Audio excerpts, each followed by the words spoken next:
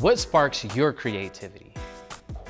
Ooh, that's a tricky question. When I go and see them, my motivation is what they want to see in glass. I love to engage with people in my community and see what, ignites their spirit. For me, it's people, passionate people. The steel mills in Cleveland and that grit just inspires me. Color, form, and function, and that seems to be what really turns me on.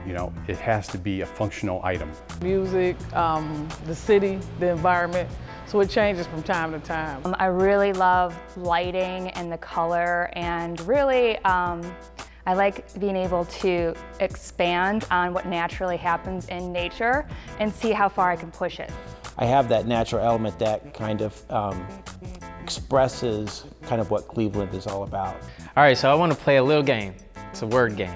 So I'm gonna say 2 different words, and I want you to say the word that comes right to your mind. So when I say art in Cleveland, what's the first word that pops in your head? Fun and approachable.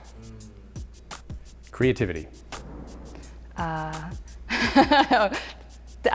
in Cleveland. I mean, I think of 78th Street. Terminal Tower, to be honest with you.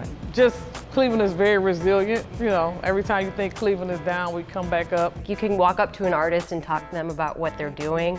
They're willing to tell you what inspires them, how they do it. Really, deep down, I think Cleveland is a sleeping giant.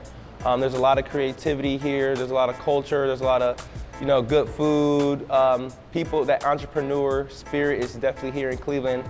Customer of mine, Leadership Cleveland, and I do a large sculpture for them, and I cut it up into 72 paperweights, and every year we do something that resembles Cleveland. This is on the Cuyahoga River, right in the steel mills.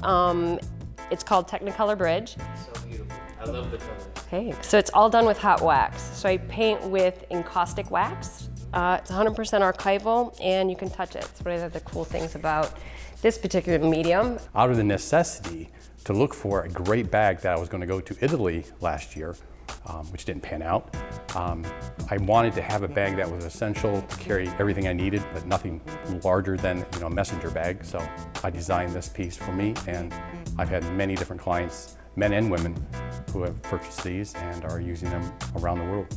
It's a little different than blowing glass. So with blowing glass, you have to work in the moment. With what I do, it's all cold sheeted glass. So I cut, compose. I've got 2 large kilns that I work with, so I'm able to kind of take my time. Like I'm submerged, but like that last breath, like kind of taking that breath through the kiss, which is one of the most intimate things that people have with one another. These are done with oils, and they are created with a palette knife instead of a brush, so I'm not using a brush at all.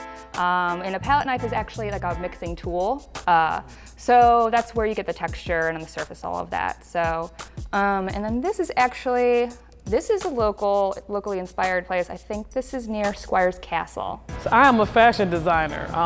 My studio is here in Lake Effect Studios.